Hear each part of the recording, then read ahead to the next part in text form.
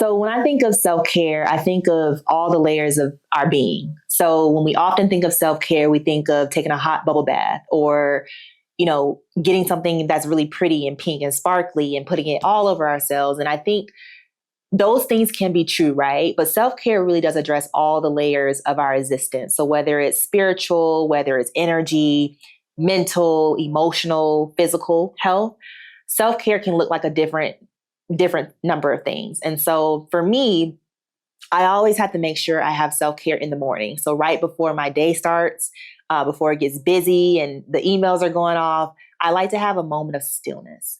So morning stillness, whether that be for 15 or 10 minutes, if it's me coloring or writing or just brain dumping, that's self-care for me because I'm able to get off all that I need before someone requests a task from me.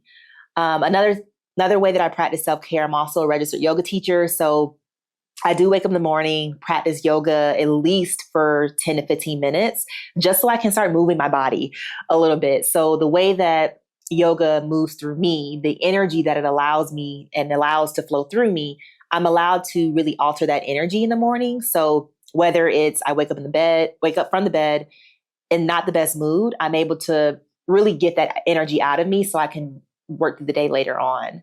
Self-care also looks like after a very long day of seeing clients or just interacting with other people, I really, really, really want to make sure I can have some time for myself. So I always make sure I can watch one of my shows, and one of my guilty pleasures is watching Lifetime Movie Network.